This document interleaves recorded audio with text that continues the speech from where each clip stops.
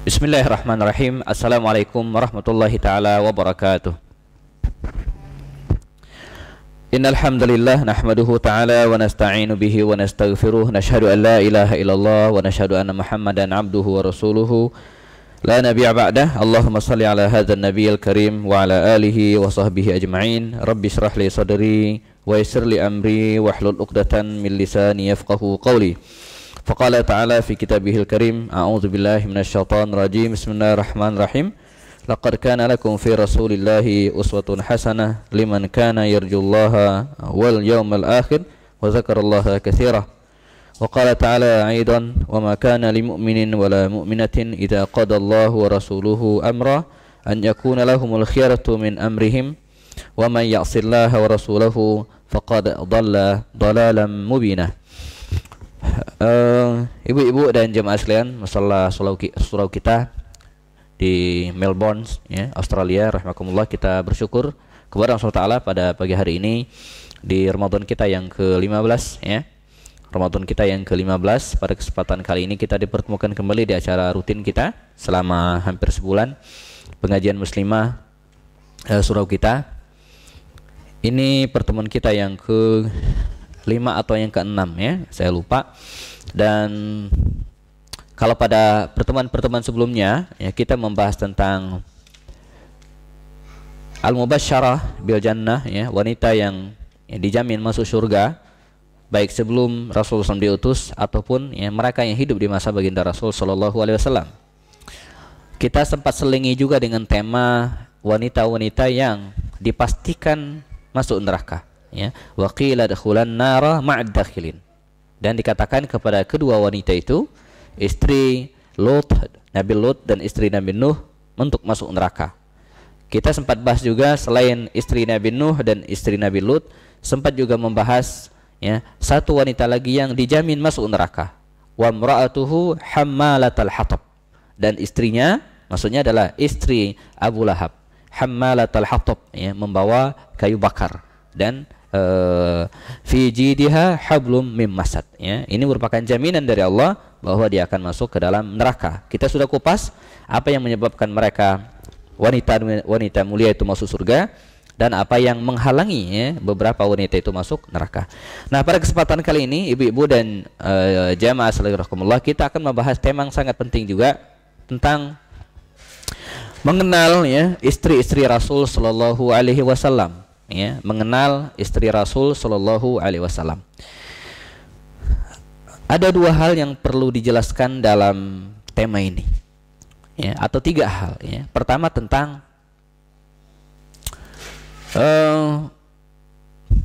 bagaimana menjelaskan, ya, kalau kita mungkin Muslim, gitu, ya, keimanan kita itu sudah cukup menjelaskan, ya, bahwa beliau menikah lebih dari satu orang wanita dan itu bagian dari syariat, ya. Mungkin yang perlu dijelaskan lebih detail adalah dalam Islam kita mengenal bahwa seorang laki-laki, ya, itu diperkenankan menikah lebih dari satu orang sampai 4, ya, sampai 4 orang, ya. Saya bicara untuk hal-hal yang sensitif, ya. Semoga nanti keluar saya tidak dikeroyok gitu, ya. Dan syariatnya begitu, ya, dengan segala hikmah, dengan segala pelajaran, plus dengan segala syaratnya. Artinya tidak sembarangan boleh dilakukan, ya. Nah, pertanyaan kritisnya, kalau 4, ya, batasnya adalah maksimal 4, lalu mengapa kalau kemudian kita temukan dalam sejarah toh Rasul memiliki lebih dari itu, ya? Yang disepakati oleh para ulama itu 11 orang. Yang ulama berbeda pendapat, ya, itu sampai 13 orang. Jadi yang sepakat itu 11, tapi nanti kita akan paparkan 13, gitu, ya. Nah, coba diklik Ibu, boleh. Ya, cut dulu. Ya, sampai di sini, ya. Nah, inilah gambaran umum, ya, istri-istri Rasul sallallahu alaihi wasallam. Ada 13, ya, yang disepakati oleh para ulama 1 sampai 11. Itu muttafaqun alaih, para ulama sepakat Rasul menikah dengan 11 orang wanita ini. Nah, yang dua, Maria Al-Qibtiyah dan Raihana, ya, ini ulama berbeda pendapat. Terutama yang poin yang terakhir, yang 13, ya. Kalau 12 ada nasnya dalam Al-Quran, surat At-Tahrim, ya. Lebih fokus lagi yang 13 ini mereka berbeda pendapat, ya. Dan sebelum kita menguraikan satu demi satu, ya, istri-istri Rasul SAW yang kita lihat di slide ini, ya, satu-satu, walaupun nanti mungkin tidak begitu detail, ya, karena beberapa sudah dijelaskan seperti Khadijah, ya, dan kemudian ya Aisyah, ya, pernah kita jelaskan.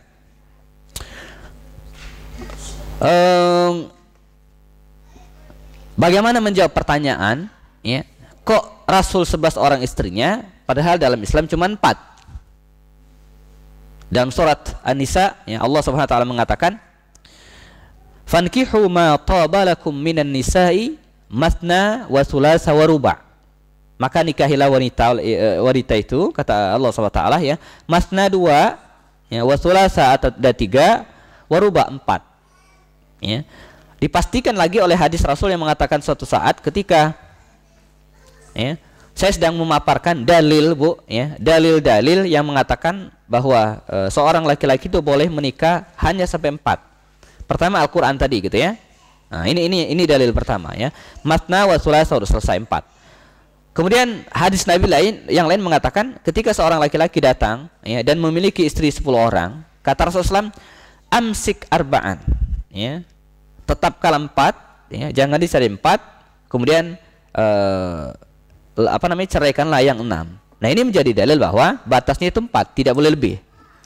Nah, dalil yang berikutnya, hampir seluruh para sahabat Nabi yang kita kenal, dan menurut riwayat yang sahih, ya, maksimal mereka memiliki istri 4 orang, tidak ada yang lebih. Semisal Abu Bakar Siddiq, ya, Umar, Utsman, Ali, ya, mereka memiliki istri 4, tidak ada yang lebih. Walaupun ada yang lebih, ya, itu tidak dinikahi secara bersamaan. Semisal ada yang mengatakan Khalid bin Walid itu sempat menikah dengan 9 orang wanita, tapi tidak dinikahi secara bersamaan. Karena meninggal, dia nikah lagi, meninggal, nikah lagi, dan seterusnya, ya, atau cerai, nikah. Jadi tidak pernah 9 itu digabung dalam satu waktu, ya. Nah, kalaulah demikian syariat mengajarkan kepada kita, ya, lalu bagaimana menjelaskan Rasul memiliki istri 9 atau 11 orang atau bahkan 13 orang ini, ya? Kok bagaimana menjelaskannya? Jadi begini, Ibu sekalian,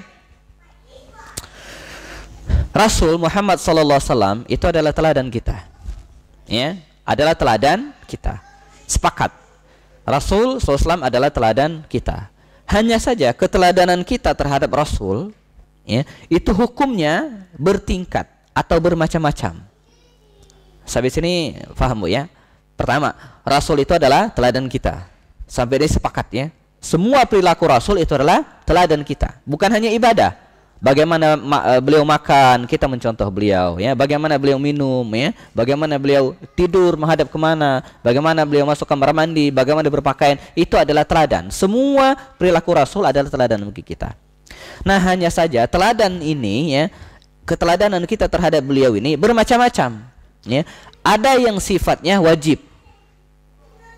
Contohnya sholat, itu wajib mencontoh Rasul, nggak boleh ngarang. Walaupun kita orang yang cerdas, pintar, ya, tapi nggak boleh ngarang. Ya, kayaknya misalnya dulu kan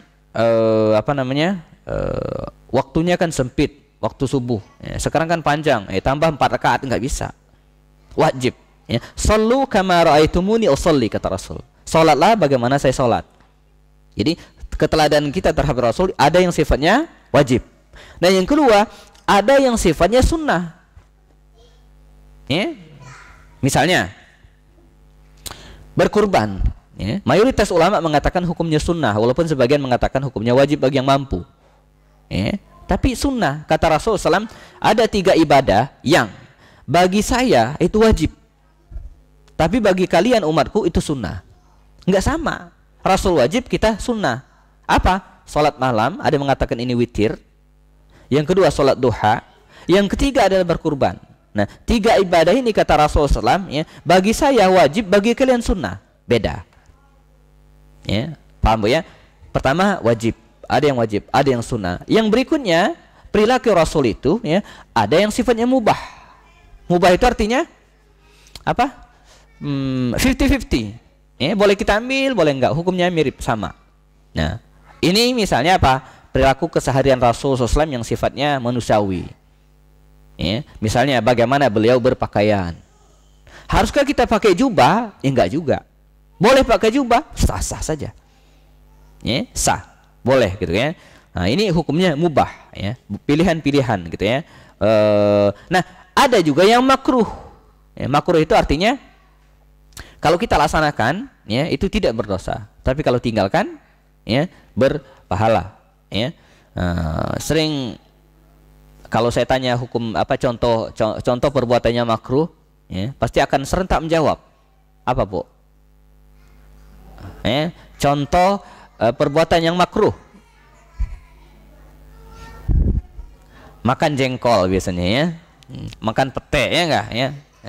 Sekarang berkembang merokok ya. Walaupun fatwa MUI ya, di Indonesia Jakarta itu mengatakan merokok itu haram bagi ibu hamil yang menyusui atau dan menyusui. Ya, bagi yang tidak ya, masih dianggap sebagai perbuatan yang makruh. Ya, walaupun ulama-ulama Saudi itu mengatakan rokok itu hukumnya haram karena melihat mudaratnya yang sangat besar. Ya, penelitian mengatakan rokok ya itu bisa mendekam dalam paru-paru seseorang yang merokok itu selama 24 jam. Artinya kalau saya misalnya merokok hari ini jam 12, nanti jam 10 malam saya tidur dengan istri saya satu kamar, maka nafas yang keluar dari mulut saya itu akan keluar dan dihisap kembali oleh istri saya yang sudah hamil, oleh anak saya yang masih bayi, dan seterusnya. Sangat-sangat berbahaya, betul kan? Saya dengar di Australia ini akan ada kebijakan, mungkin sudah akan mulai. Rokok itu nanti bungkusnya itu putih, mereknya itu kecil, yang gede itu adalah peringatannya, awas merokok berbahaya dan seterusnya, gitu kan? Ya, itu akan saya dengar akan diterapkan di sini, gitu ya. Dan bersyukur di sini harga rokok itu sangat mahal, ya, sangat tinggi sehingga yang merokok itu orang-orang kaya, gitu kan, orang-orang kaya. Ya. Kalau di kita kan di Indonesia kan tidak. Ya, supir-supir angkot itu yang merokok dan sangat merusak, gitu ya.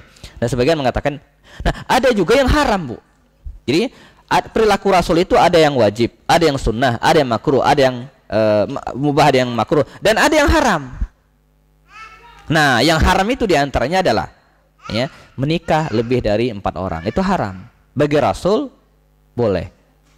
Ya. Ini disebut dengan hukum yang berkenaan khusus kepada Rasul SAW. Jadi sama persis seperti bagi Rasul wajib, bagi kita sunnah. Bagi Rasul sah, bagi kita tidak. Bagi Rasul boleh, bagi kita haram. Jadi bertingkat. Ya, ada hukum-hukum seperti itu. Ya. Salat duha bagi Rasul wajib. Dalam perjalanan sekalipun beliau melaksanakan salat duha. Bagi kita enggak, sunnah. Salat malam itu bagi Rasul wajib. Ya, salat witir ya. Dalam perjalanan sekalipun beliau melaksanakan. Berkurban, setiap tahun berkurban, bagi kita sunnah ya. Nah, untuk kasus ini tidak, beliau hukumnya boleh, bagi kita hukumnya diharamkan, tidak dibolehkan. Jadi clear ya. Nah, bahwa bagi Rasul boleh lebih dari 4, tapi bagi seorang muslim itu hanya batasnya maksimal 4. Nah, sebelum saya melangkah jauh ke ini ya. Nah, adapun hukum ya, kalau kemudian ada yang menanyakan tentang hukum yang menikah lebih dari 1 orang ya, maka jawabannya adalah iya ya, Islam membolehkan ya. Nah, bagaimana hukumnya ya, saya sepakat pada ulama yang mengatakan bahwa hukum berpoligami, hukum menikah lagi lebih dari 1 wanita itu ya tergantung kepada masing-masing pribadi, tidak bisa disamakan. Karena itu ya, bisa jadi bagi seorang laki-laki menikah lebih dari 1 orang itu bisa jadi wajib. Contoh, istrinya mengizinkan, sakit dan tidak mungkin memberikan keturunan, gitu ya. Dia kaya, tinggal di negara barat, yang khawatir terjebak pada perbuatan zina. Nah, dalam konteks ini dan sering bepergian meninggalkan istrinya, dalam konteks ini bisa jadi hukumnya wajib. Tapi misalnya mampu secara ekonomi, istrinya tidak mengizinkan, ya, dengan berbagai alasan yang syar'i misalnya kan. Tapi dia khawatir sekali terjebak pada perbuatan zina. Kalau enggak, dia bisa berzina karena sering bepergian luar kota dan berpisah dengan istrinya misalnya kan. Bisa jadi dalam konteks ini daripada dia berzina, maka lebih baik dia menikah.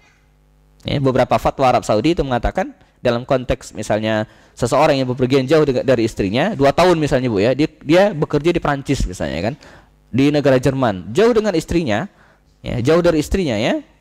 Kalau saya kan sebulan Bu ya. Dan saya ya di zaman sekarang gitu ya, bisa komunikasi, bisa telepon gitu ya. Belum seberapa ada, apalagi sebelumnya saya juga sering bepergian ya, walaupun terus terang tidak pernah selama ini gitu ya. Biasanya cuma seminggu, maksimal 15 hari pernah ya, waktu umroh dulu ya. Dan plusnya juga di luar Ramadan ya. Jadi saya Ramadan agak lama dengan berpisah dengan keluarga ya, baru ini gitu ya. Sebelumnya selalu bersama. Nah, misalnya ada mereka kerja ya, penelitian atau kuliah sampai 2 tahun 3 tahun. Ya, berpisah dengan istrinya, hidup di negara barat, khawatir terjebak pada perbuatan zina, maka bisa jadi dia hukumnya dianjurkan menikah, ya, sunnah menikah lagi. Tapi seterusnya bisa jadi ada yang haram, ya. Istrinya oke saja, sehat sempurna, memiliki keturunan, secara ekonomi belum mapan. Kalau dia menikah lagi, istri lamanya terbengkalai, istri mudanya sengsara, haram menikah lagi. Makanya kalau ada seorang laki-laki menikah lagi, kita tidak bisa vonis dia salah atau benar, karena masing-masing kita ada kondisi yang membedakan. Kita nggak tahu ya kondisi rumahnya bagaimana ya. Kita tidak tahu kondisi fisiknya, kita tidak tahu kejiwaannya, jadi tidak bisa divonis ya. Walaupun secara umum hukumnya boleh, karena syariat membuka peluang untuk itu. Ya, saya pernah mengisi sebuah acara di sebuah perkantoran ya, departemen pemerintah. Saya ingin sampaikan ini PNS yang saya isi itu ya. Nah, ternyata saya menyindir saja gitu kan. Saya bilang ke Bapak itu, pasal pernikahan undang-undang pernikahan pasal 10 tahun 1974 itu belum dicabut loh, saya bilang. Itu isinya ya, melarang dalam tanda kutip atau memberikan kebolehan dengan syarat yang sangat ketat ya, bagi PNS untuk menikah ya, sangat-sangat ketat ya. Nah, itu belum dicabut ya. Setelah acara ya, beberapa bapak ya menghampiri ya. Undang-undang tinggal undang-undang, Ustadz. Ya, di sini PNS, mereka adalah PNS, 60% ya, bahkan 60% lebih pejabat di sini itu menikah lagi dengan istrinya masing-masing. Itu tentu saja tidak dilakukan secara terang-terangan. Ya, tidak dilakukan secara terang-terangan, dan efeknya itu sangat fatal ya. Baik efek sosial ya. Apa efek sosialnya? Nanti ketika dia meninggal dunia, bagaimana harta warisannya? Dalam Islam, istrinya yang sirri itu harus mendapatkan warisan, tapi dalam hukum undang-undang Indonesia itu tidak, karena dia tidak ada bukti bahwa dia menikah. Ini bisa konflik ya, bisa konflik. Akibat apa? Akibat ditutupnya peluang ya, menikah lagi itu padahal dia dalam kondisi membutuhkan. Gitu ya. Jadi tidak bisa diukur secara general. Baik, kita akan membahas satu-satu ya. Dan saya pernah menulis biografi istri-istri Rasul ini dalam sebuah buku yang judulnya Rasulullah Sallallahu Alaihi Wasallam pun begitu romantis ya. Rasulullah Sallallahu pun begitu romantis ya. Ini versi Indonesianya, versi Malaysianya dibalik ya. Judulnya kalau ini Rasulullah pun begitu romantis, versi Malaysianya itu begitu romantis Rasulullah kalau nggak salah. Jadi mirip-mirip lah ya. Ini versi Indonesianya. Sayang sekali ini bukan saya yang menerbitkan ya. Penerbitnya Hanif ya, Publishing ya. Ketika saya akan berangkat saya nggak sempat calling untuk kirim dan paket kemari gitu ya.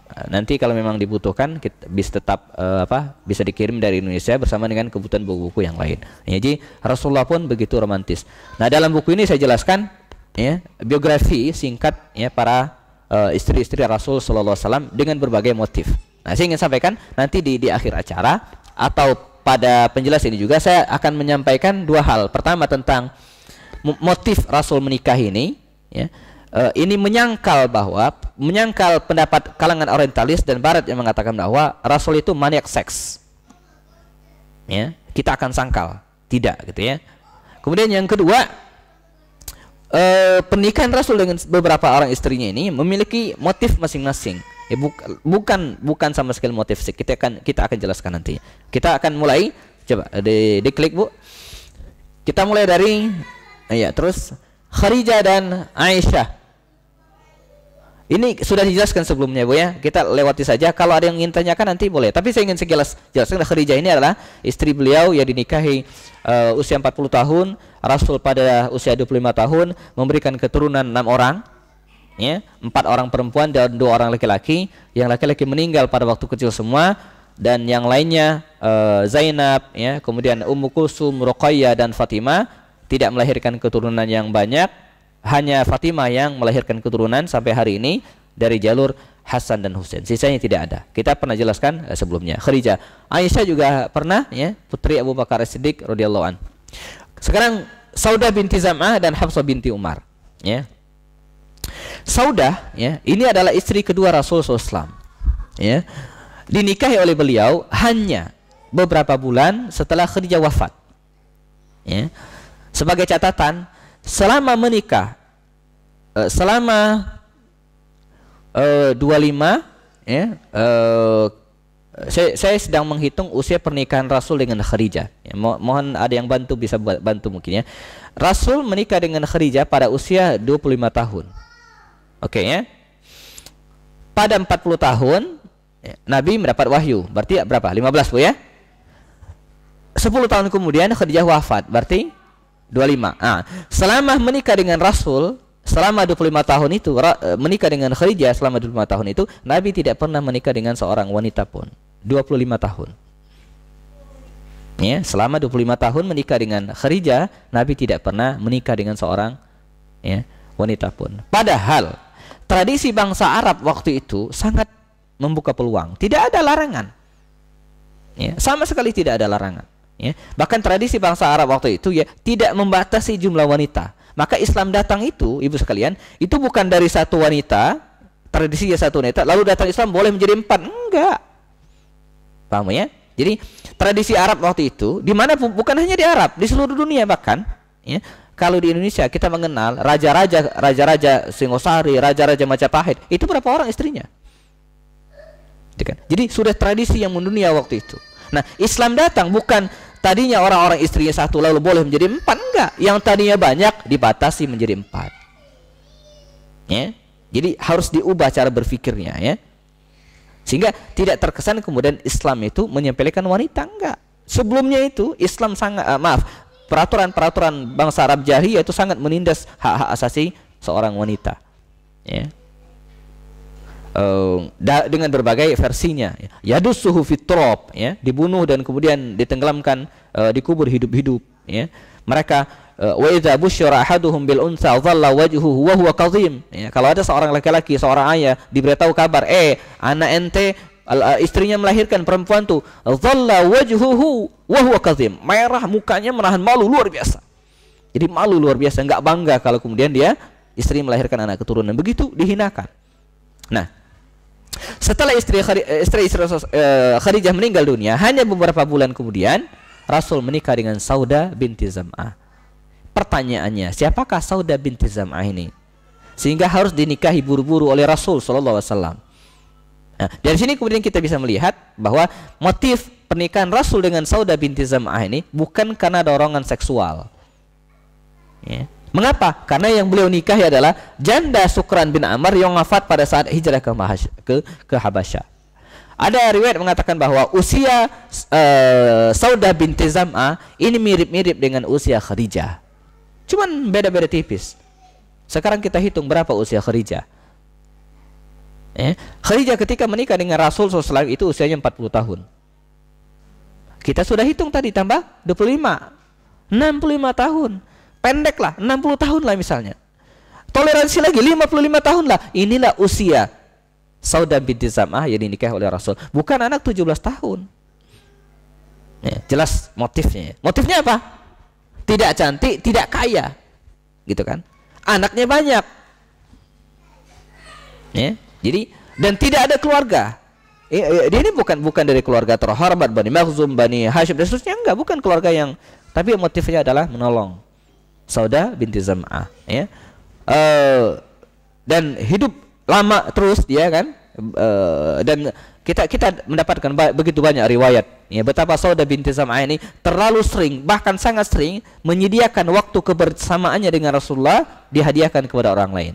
Artinya Mestinya Rasul menginap di rumahnya malam hari ini, ya, tapi tidak. Dia mempersilahkan Rasul untuk menginap ke rumah istrinya yang lain.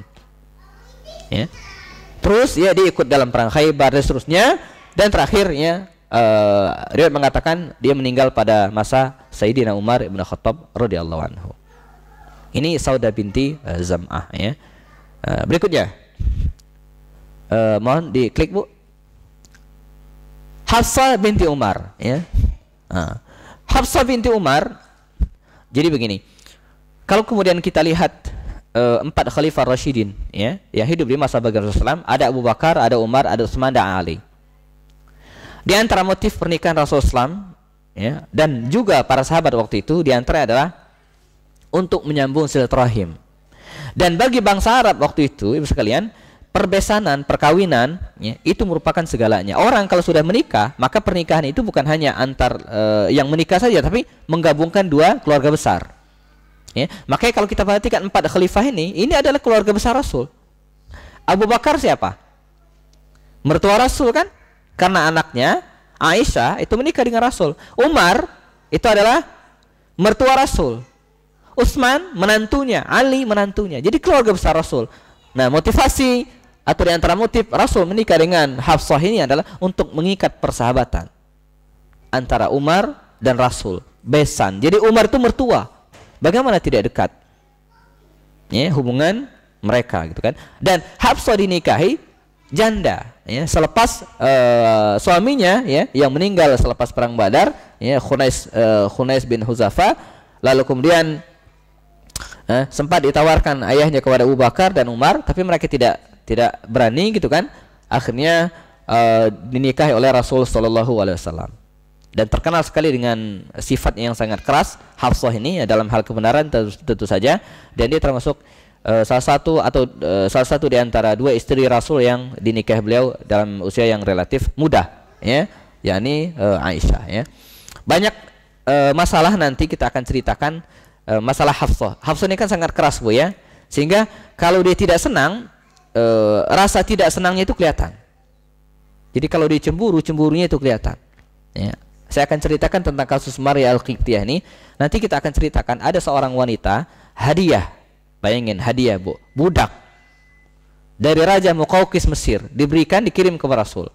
Rasul tidak hanya menghormati wanita ini, meskipun dia budak, tidak hanya dilepas, dibebaskan, dimerdekakan, free, tapi juga dinikahi. Nah, ini merupakan salah satu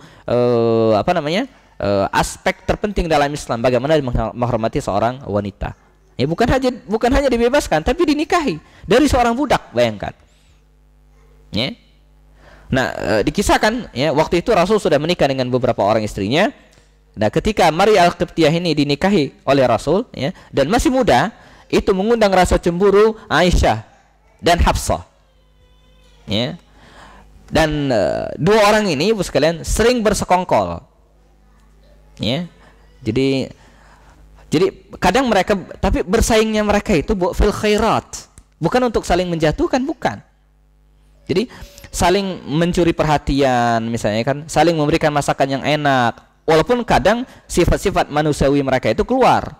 Contoh, sebelum saya menceritakan kasus cemburu Aisyah dan Hafsah kepada Maria, ya, pernah mereka datang kepada Rasul, Bu, rame-rame, ya, tidak disebutkan berapa orang, dan tuntutan mereka satu kepada Rasul. Ya Rasulullah, ya, katakan sekarang, siapakah di antara kami ini yang paling kau cintai? Ya Rasulullah, kata mereka, ya, saya yakin provokatornya 2 orang ini, gitu, ya, Hafsah dan Aisyah, gitu, ya. Karena mereka pasti Aisyah yakin, ya, wah saya yang tunjuk Rasul, gitu, ya. Hafsah juga beranggapan demikian, gitu, ya. Dan yang lain juga diprovokasi, gitu, ya. Maka ketemulah, ya Rasulullah sekarang, ya, katakan, jawab, siapakah di antara kami yang paling kau cintai? Ya. Rasul Muhammad SAW, ya, seorang ayah yang bijak, seorang suami yang luar biasa, ya, seorang suami yang sangat bisa mengelola konflik, gitu kan, dia nggak marah. Dan kalau jawab Rasul ini, maka akan mengundang, ya, ke konflik kecil, ya, bagi istri yang lain. Nah, apa yang lakukan beliau? Kata Rasul, baik, ya, saya akan jawab pertanyaan kalian, kata Rasul, besok pada waktu yang sama, di tempat yang sama di sini. Kalian datang besok. Dan benar, besok mereka datang lagi rame-rame dan menuntut Rasul untuk menjawab pertanyaan yang sama. Ya, sebutkan atau jawab siapakah di antara kami yang paling kau cintai. Kata Rasul, orang yang paling saya cintai di antara kalian adalah orang yang tadi malam saya datangi dan saya berikan koin.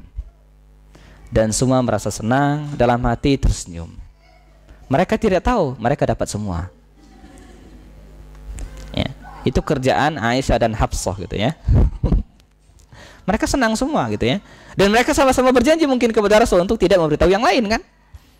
Ya, cukup dia nikmati sendiri kesenangan itu. Mereka tidak tahu bahwa yang lain juga mendapatkan hal yang sama.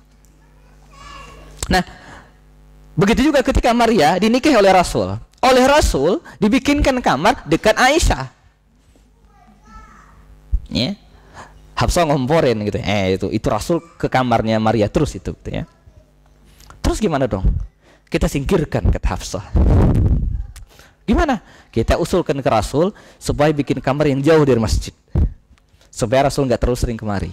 Manusiawi ya. Oke, diusulkan bahwa bikin kamar. Akhirnya apa? Dibikinlah kamar, sebuah kamar lain ya, yang tadinya gandengan dengan kamar Aisyah dibikin ke tempat lain jauh. Justru menambah masalah baru bagi mereka. Karena jauh Rasul ke situ, jadi lama Rasul ke situ nggak balik-balik gitu ya. Ya kan, karena kalau deket kan gampang boleh. Ini nggak lama. Mana Rasul kok? Kan jauh, karena jauh kan. Mereka menuntut agar ya, jadi tuntutan ini sangat keras ya, sampai pada titik mereka meminta Rasul mencarikan Maria, dan Rasul mengiyakan, setuju. Maka turunlah firman Allah Subhanahu wa taala dalam surat At-Tahrim yang berbunyi, ya ayyuhan nabi lima tuharrimu ma ahallallahu laka tabtaghi mardata azwajik. Ya, wahai nabi, kata Allah Subhanahu wa taala, mengapa engkau mengharamkan sesuatu yang dihalalkan oleh Allah Subhanahu wa taala, tabtaghi mardata azwajik, semata untuk menyenangkan hati istrimu? Tidak. Ya. Maka dengan turunnya ayat ini dan terus ya, surat At-Tahrim yang berikutnya ya, di antara bunyinya ya ayyuhallazina amanu qu anfusakum wa ahlikum dan seterusnya, mereka semua menangis ya, mereka semua menyesal.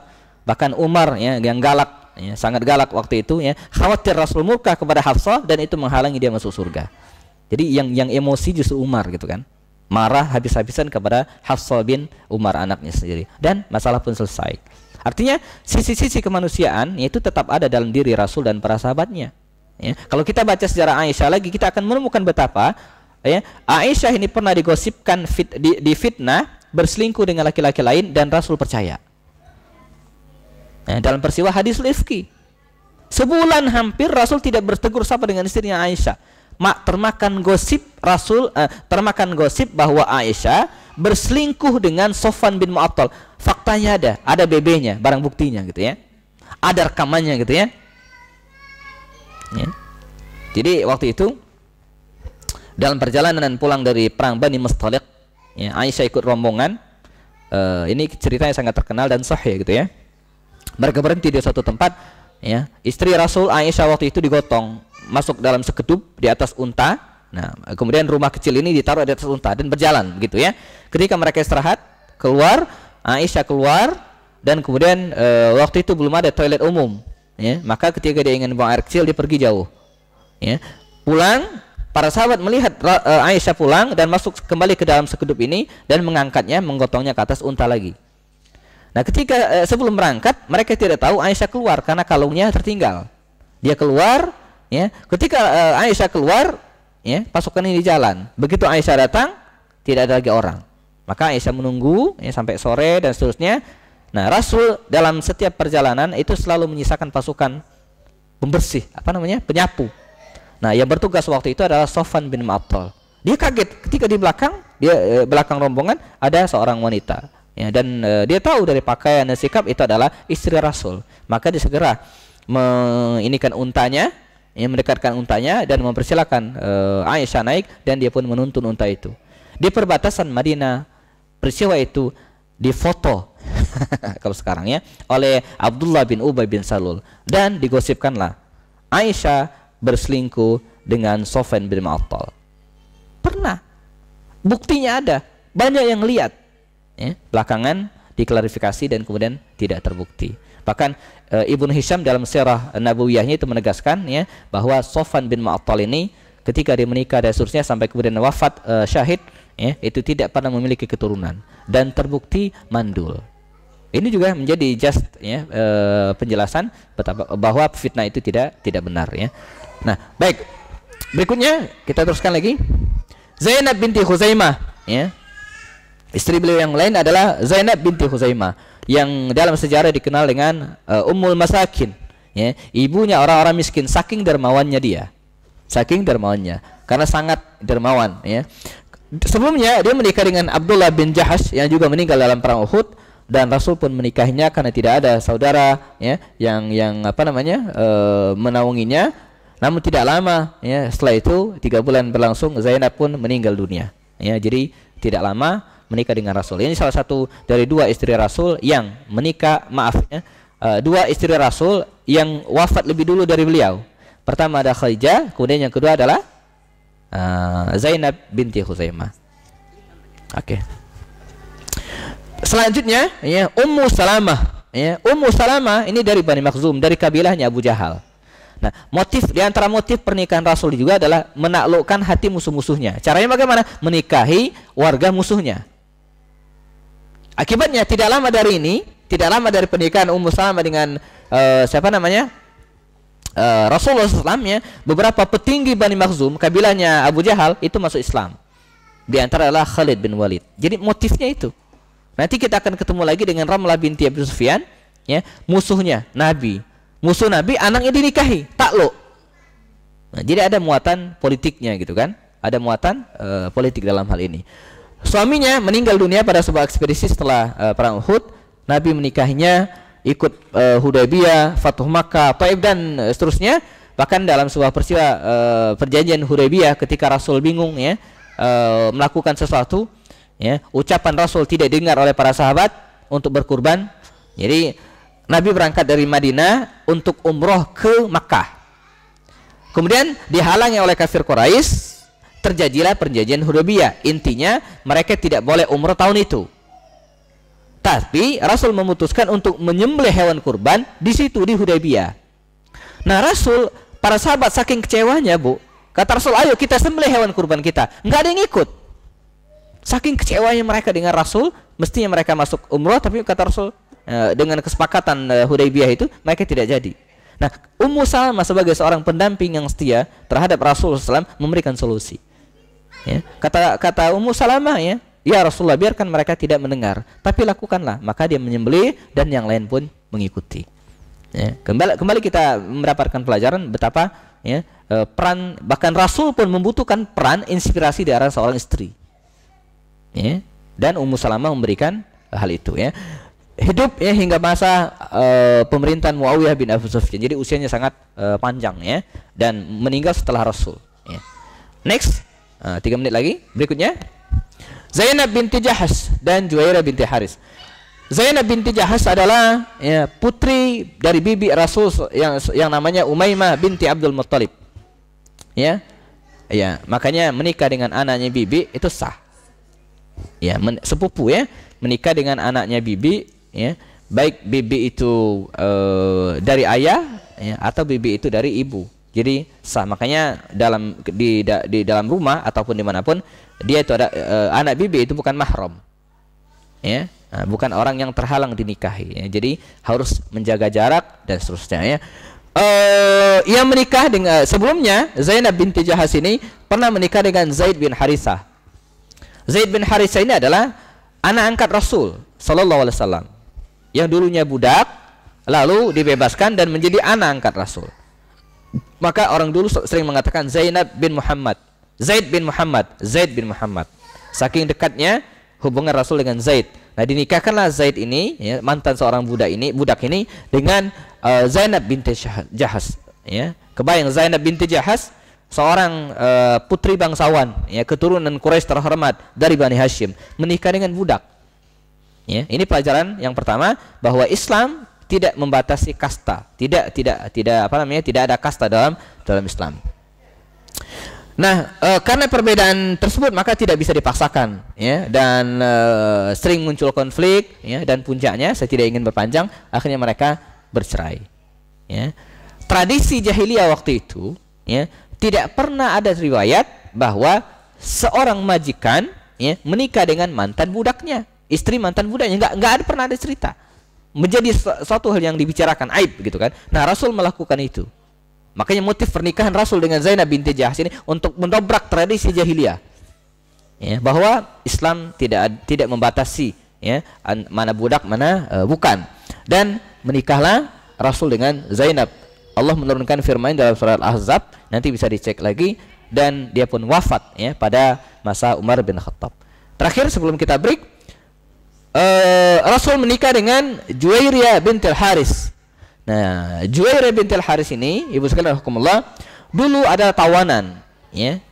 Suaminya itu petinggi Bani Mustaliq. Bani Mustaliq adalah sebuah kabilah yang ingin menyerang kaum muslimin tapi didahului oleh Rasul. Jadi ya, nah ketika ditawan, maka Nabi menikah dengan Juwairiyah bintil Haris ini, dan efeknya atau hikmahnya hampir seluruh penduduk Bani Mustaliq itu masuk Islam semua. Ya, motifnya itu ya. Jadi motif pernikahan Rasul dengan Juwairiyah bintil Haris ini adalah untuk menarik simpati musuh-musuhnya. Begitu masuk Islam, mereka merasa Rasul itu adalah besan mereka, dan semuanya masuk Islam. Nyaris ya, tidak ada dari kabilah Bani Mustaliq itu yang tidak masuk Islam setelah Rasul menikah dengan Juwairiyah binti Al-Haris.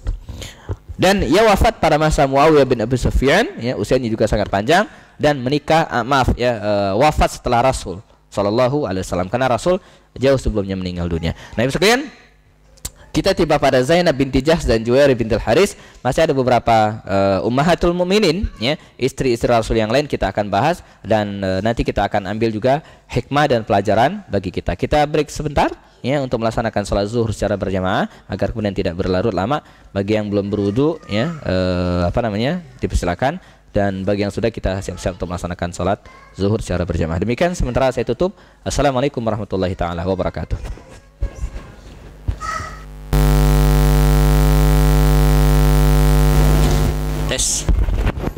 Tes ya. Baik, memanfaatkan waktu, kita langsung ya. Baik. Bismillahirrahmanirrahim. Assalamualaikum warahmatullahi taala wabarakatuh. Alhamdulillah, assalatu wassalamu ala Rasulillah wa ala alihi wa sahbihi wa mawala. Rabbi shrah li sadri wa yassir li amri wahlul 'uqdatan min lisani yafqahu qawli. Ibu-ibu dan jamaah sekalian, kita memanfaatkan waktu yang tersisa setengah jam lagi sebelum kita tanya jawab ya, pemaparan. Kita tiba pada slide berikutnya ya. Ummahatul mukminin Safiyah binti Huyai dan Ummu Habibah. Safiyah binti Huyai ya, merupakan salah seorang wanita yang relatif muda ketika menikah dengan Rasul SAW ya, walaupun dia janda gitu ya. Dan inilah Safiyah inilah satu-satunya istri Rasul SAW yang berasal dari keturunan Yahudi ya, putri dari Huyai bin Akhtab. Huyai bin Akhtab ini seorang tokoh Yahudi yang sangat berpengaruh dari kalangan Bani Nadir ya, yang merancang menghasut ya kafir Quraisy untuk menggalang pasukan sehingga terjadilah perang Ahzab ya, namanya Huyai bin Akhtab. Dia juga yang menghasut kabilah Bani Quraidah untuk berkhianat ya. Nah, dia punya seorang putri namanya Safiyah ya. Nah, Safiyah kalau kita runut ke atas ya, dia masih keturunan Nabi Harun alaihissalam ya, masih keturunan Nabi Harun alaihissalam, karena orang-orang Yahudi itu merupakan keturunan Bani Israel ya, dan di antara keturunan Bani Israel itu adalah Nabi Musa, Nabi Harun, Nabi Sulaiman, Nabi Daud ya, Nabi Ishak, Nabi Yusuf ya, bukan Nabi Ishak, di atas lagi. Mereka Bani Israel dan termasuk orang-orang Yahudi secara ras. Ketika terjadi perang Khaybar, ya, perang Khaybar ini adalah perang yang terakhir ya, melawan orang-orang Yahudi ya. Perang terakhir Yahudi bersama baginda Rasul melawan Rasul sallallahu alaihi wasallam. Nah, setelah perang Khaybar pada tahun ke-7 dari Hijriah, di antara sekian banyak tawanan ya, terdapat Safiyah binti Huyai. Dulunya dia adalah pernah menikah dengan Salam bin Abil Haqiq ya, kemudian dari Quraidah, kemudian dia juga pernah menikah dengan Kinanah bin Rabi' dari Bani Quraidah, dari Bani Quraidah, yang kemudian mereka kemudian diusir oleh Rasul SAW, sebagian dipenggal kepalanya selepas perang Khandaq. Nah, istrinya ditawan, ya, ditawan, lalu kemudian dimerdekakan oleh Rasul SAW dan diberikan beberapa pilihan, ya, dan terakhir dia memilih untuk menikah dengan Rasul SAW dan nikah oleh beliau. Nah, Sofiyah binti Huyai ini, karena sebelum kedatangan Maria, cerita saya tadi, ya, sempat mengundang konflik dalam rumah tangga Rasul sallallahu alaihi wasallam. Tapi tidak sampai seperti Maria yang sampai Nabi menceraikannya, sempat. Ini enggak, ya. Jadi sempat karena wajahnya cantik, ya, dan satu-satunya dari keturunan Yahudi, ya, istri-istri Rasul, ya, Aisyah, Hafsah dan yang lainnya, terutama Aisyah dan Hafsah, sempat menyindir, ya, dengan mengatakan bahwa dia ini keturunan Yahudi, ya, keturunan Yahudi lo, kira-kira begitulah, ya, diejek, ya. Nah, Rasul justru, ya, memberikan, nah di sini kemudian kita belajar sikap arif bijak dari Rasul sallallahu alaihi wasallam, ya. Beliau justru membesarkan, ya, atau memberikan rasa bangga kepada Sofiyah binti Huyai ini. Kata Rasul, ya, manakah wanita yang lebih mulia daripada orang yang, ya, daripada orang yang bapaknya adalah Nabi, pamannya adalah Nabi, dan suaminya adalah Nabi. Nah, jadi Sofiyah ini, ya, memiliki keutamaan yang luar biasa. Bapaknya itu Nabi, pamannya itu Nabi, suaminya itu Nabi.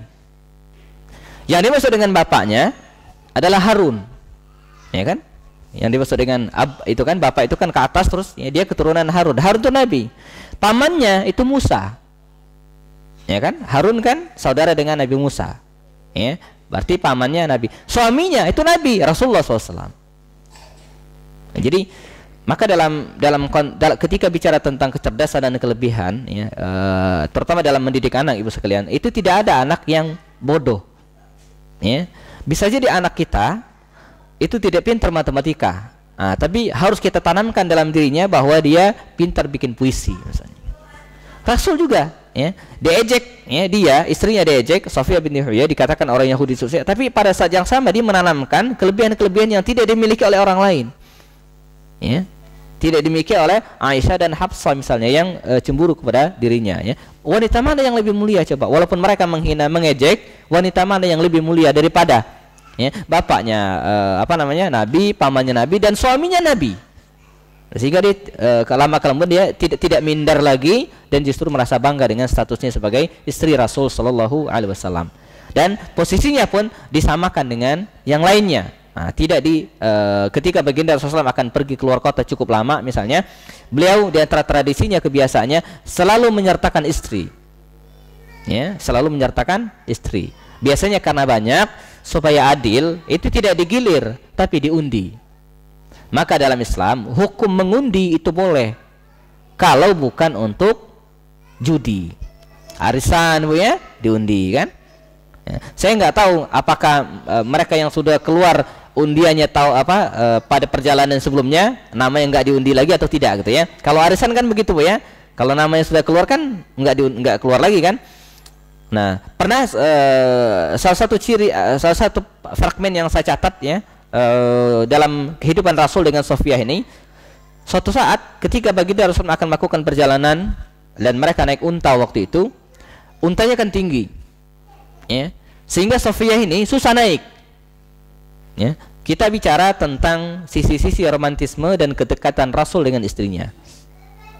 Karena susah naik, Rasul, ibu sekalian, sampai beliau itu begini, beliau mengangkat lututnya, menyorongkan lututnya seperti ini, ya, dan mempersilakan Sofiyah naik ke lututnya dan Rasul memegang tangannya, ya. Kalau kita foto, ya, misalnya di studio gitu kan, bicara tentang romantisme, saya kira gambaran mana yang lebih romantis dari ini? Rasul memegang tangan Sofiyah binti Huyai, Sofiyah naik ke atas lututnya dan kemudian persilakan dia naik. Ya. Ini menunjukkan betapa Rasul itu sangat dekat dengan istrinya, ya. Maka saya sering sindir, Bu, ya, kalau kita melihat misalnya ada seorang suami ketika akan berangkat naik sepeda motor, saya contoh sederhana, ya, naik sepeda motor. Nah, sebelum berangkat Suami ini ngambil helmnya dan kemudian dipasangkan ke kepala istrinya dan kemudian ditutup dengan pelan, ya, penuh dengan romantisme.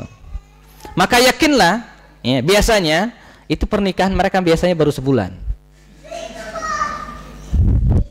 Kalau sudah 10 tahun kayaknya enggak gitu ya. Kalau mereka akan naik mobil misalnya Bu sekalian, ya, seorang bapak, ya, atau seorang suami, ya, membukakan pintu, kemudian mempersilakan istrinya masuk, ditutup dengan pelan, itu paling 2 bulan tuh usia pernikahannya. Ya. Kalau sudah anak 3, anak 4 kayaknya enggak gitu ya. Tapi Rasul, kalau kita hitung usia beliau ketika peristiwa ini terjadi, Rasul menikah dengan Safiyah binti Huyai ini tahun ke-7 dari Hijriah. Tahun ke-7, perang Khaybar itu terjadi tahun ke-7 dari Hijriah. Nabi hijrah dari Makkah ke Madinah itu usianya 53 tahun. 53 tambah 7. Usia Rasul pada peristiwa ini terjadi 60 tahun. Udah kakek-kakek. Tapi beliau tetap bisa menjaga kedekatan emosional dengan istri beliau, diantaranya Safiyah binti Huyai. Ya, baik. Berikutnya Ramlah binti Abi Sufyan. Ini pernikahan Rasul yang paling unik dengan Ramlah binti Abi Sufyan. Saya ingin sebelum menjelaskan proses pernikahan beliau, saya ingin jelaskan dulu siapa Ramlah binti Abi Sufyan ini. Ramlah binti Abi Sufyan adalah salah seorang putri dari Abu Sufyan. Nah, Abu Sufyan bin Harb ini adalah salah seorang tokoh Quraisy yang sangat memusuhi Islam di awal dakwah. Ya. Ketika perang Uhud berkecamuk, dia yang memimpin perang. Abu Sufyan bin Harb berkali-kali menyuruh orang untuk membunuh Rasul. Pada perang Khandaq, dia juga yang memimpin pasukan 10.000 orang menyerbu Madinah, ingin menghancurkan Rasulullah dan kaum muslimin. Namanya Abu Sufyan bin Harb. Dia punya anak, ya, masuk Islam di awal-awal dakwah. Hijrah ke Habasyah. Nah, di Habasyah, ya, nama suaminya Ubaidillah bin Jahash ini, ya, masuk Islam. Nah, ketika di Habasyah dia murtad, mabuk-mabukan dan meninggal dunia. Sementara Ramlah di sini di Habasyah, belakangan dia melahirkan anak namanya Habibah, maka dia dipanggil dengan Ummu Habibah. Nah, sementara dia berada di sini, ya, di Habasyah, ya, maka Rasul SAW ingin menikahnya dan terjadilah pernikahan jarak jauh. Nah, inilah salah satu peristiwa paling unik dalam kehidupan Rasul dengan istrinya. Terjadilah pernikahan jarak jauh. Ramlah binti Abu Sufyan atau Ummu Habibah berada di Habasyah, sementara Rasul berada di Madinah. Terjadi pernikahan jarak jauh. Dengan cara apa? Dengan sistem wakalah, perwakilan. Rasul waktu itu diwakili oleh seorang Raja Najasyi. Raja Najasyi pemimpin Habasyah waktu itu. Maka terjadilah pernikahan. Maka dalam Islam, ya, sah nikah jarak jauh. Bukan jarak jauh sebenarnya, ya. Pengantinnya diwakilkan. Dan saya pernah menghadiri acara seperti ini, Bu. Jadi lucu, pengantinnya satu, perempuan, akhwat. Sementara suaminya, ya, itu berada di Yaman, masih meneruskan kuliah. Istrinya di Rawamangun, ya, teman sekantor saya hadir waktu itu, ya. Dia nikah, istri di Yaman. Nah, jadi yang laki-laki, pengantin laki-laki itu diwakilkan. Jadi yang menerima ijabnya itu saya terima nikahnya itu bukan pengantin laki-laki tapi orang lain. Misalnya pamannya, maka sah-sah saja gitu ya. Jadi dibolehkan. Tapi hati-hati jangan salah ucap. Jangan ku terima nikahnya untukku. Jadi dia yang nikah gitu, bukan temannya. Jadi maka memilih wakil itu harus yang benar gitu ya. Nah, Nabi wakilnya waktu itu Raja An-Najasyi, ya. Nah, belakangan baru kemudian hijrah lagi ke Madinah dan bersama Rasul sallallahu alaihi wasallam. Di antara motif, ya, pernikahan Rasul dengan Ramlah binti Abi Sufyan adalah untuk meredam permusuhan ayahnya. Dan terbukti tidak lama setelah itu, ya, Abu Sufyan ini walaupun dengan sangat terpaksa masuk Islam pada peristiwa menjelang Fathu Makkah. Ya, Ramlah binti Abu Sufyan. Dan nikah, ya, dan kemudian dia wafat di era Muawiyah bin Abu Sufyan, ya, saudaranya sendiri. Muawiyah bin Abu Sufyan itu seorang pendiri dari Daulat Umayyah. Berikutnya,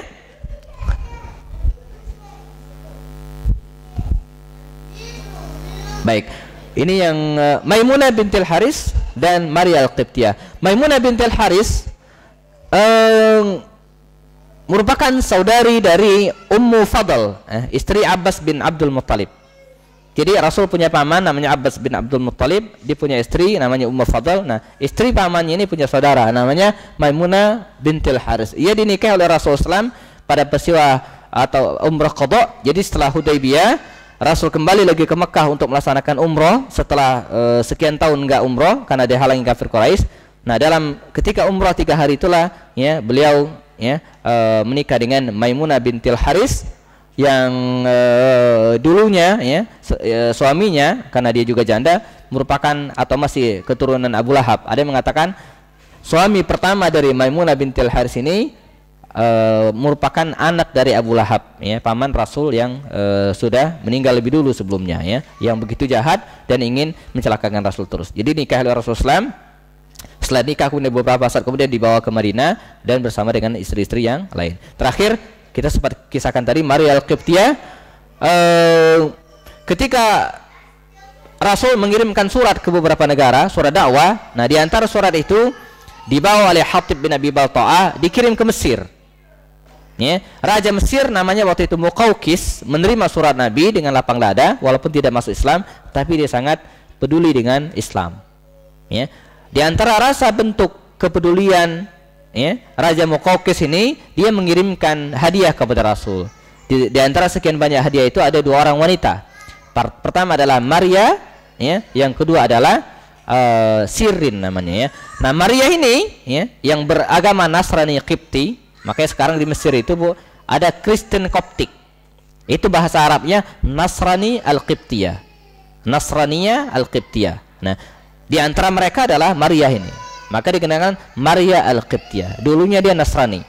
Datang kepada baginda Rasul sebagai hadiah, sebagai budak, dibebaskan oleh Rasul, tidak hanya dibebaskan tapi kemudian dinikah oleh Rasulullah. Nah, wanita ini menjadi spesial karena dia merupakan satu-satunya wanita yang memberikan keturunan kepada Rasul SAW selain Khadijah. Jadi dari sekian banyak istri Rasul tadi, tidak ada satupun yang memberikan keturunan kepada Rasul. Ya, kecuali Khadijah. Khadijah 6 orang anaknya ya. Selain Khadijah ada juga Maria Al-Qibtiyah. Dia memberikan keturunan kepada Rasul berupa seorang anak yang belakangan dinamai dengan Ibrahim. Namun sayang pada usia 2 tahun ya, Ibrahim ini meninggal dunia persis ketika terjadi gerhana matahari. Maka orang-orang pun menghubungkan waktu itu ya, matahari alam berduka dengan wafatnya putra Rasul Ibrahim. Lalu Rasulullah SAW berkhutbah menyampaikan tidak ada hubungan antara gejala alam gerhana matahari dengan wafat dan meninggal lahir atau wafatnya seseorang. Maka sejak saat itu dilakukanlah syariat salat kusuf dan khusuf, salat gerhana matahari atau gerhana bulan. Pertama kali ketika wafatnya Ibrahim putra Rasul SAW dari Maria Al-Qibtiyah. Maka dengan demikian tidak ada keturunan satupun dari istri-istri Rasul SAW yang bertahan hidup ya, kecuali dari Khadijah Al-Kubra ya, istri pertama Rasul SAW. Terakhir ya, istri Rasul yang berikutnya ya Raihana ya, Raihana bin Zaid, Raihana binti Zaid. Nah, Raihana binti Zaid ini mulanya adalah tawanan pada perang Quraizah ya, tawanan. Lalu kemudian dimerdekakan ya, prosesnya lama, ditawarkan oleh Rasul apakah dia pengen masuk Islam atau tidak ya. Nah, mau dimerdekakan seterusnya ya. Maka para ulama belakangan berbeda pendapat. Ada yang mengatakan Raihana binti Zaid ini istri Rasul ya, tapi ada yang mengatakan tidak sempat dinikahi Rasul ya, dia hanya budak ya Rasul yang dimerdekakan lalu masuk Islam. Tapi yang lain mengatakan dia ya, istri Rasul sallallahu alaihi wasallam ya. Sempat dititipkan kepada seorang sahabiah ya, Ummul Munzir ya, dan ditawan dan kemudian ditempatkan di sana ya, belakangan dimerdekakan. Jadi ulama berbeda pendapat, ada yang mengatakan budak tapi ada yang mengatakan istri Rasul sallallahu alaihi wasallam. Nah, karena itu 13 ya tuntas ya, istri Rasul. Walaupun ada 2 orang wanita lagi, saya tidak perlu jelaskan di sini. Saya cenderung pada pendapat dia bukan istri Rasul, tapi dari sekian banyak budak yang dimerdekakan oleh Rasulullah SAW. Kita akan ada 10 menit untuk mengambil hikmah dari beberapa peristiwa ini. Yang pertama, ya hikmah pernikahan Rasul SAW dengan beberapa orang istrinya. Pertama adalah pernikahan tadi, saya sempat singgung di awal, motif pernikahan Rasul diantaranya untuk menjalin kekeluargaan, ya, untuk menjalin kekeluargaan, bukan motif seksual.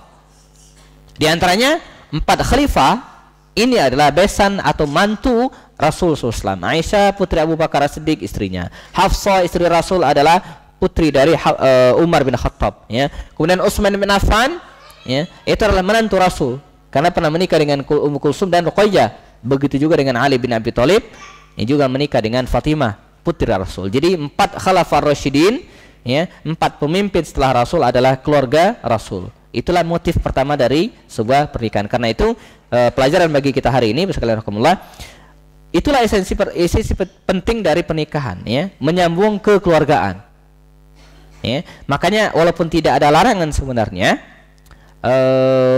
menikah dengan antar suku, ya, itu sah-sah saja, ya.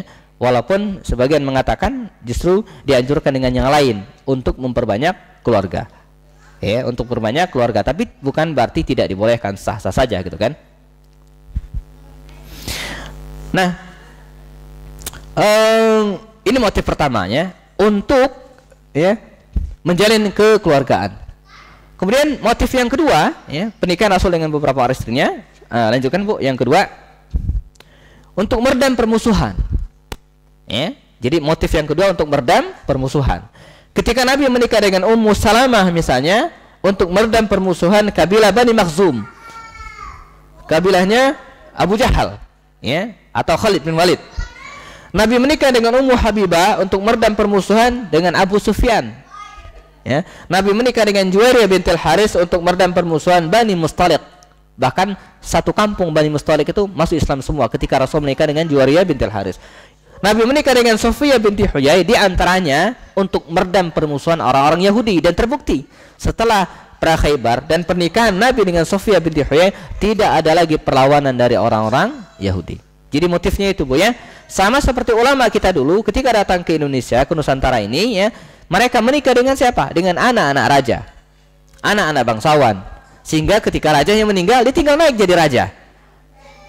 Motifnya motif politik, ya. Makanya sering saya singgung dalam seminar-seminar politik misalnya, bagus kalau kemudian untuk meredam permusuhan antar harakah, antar pemikiran, antar ormas, ya, dinikahin aja tokoh NU, ya, nikahin dengan putrinya tokoh Muhammadiyah, Bu, ya.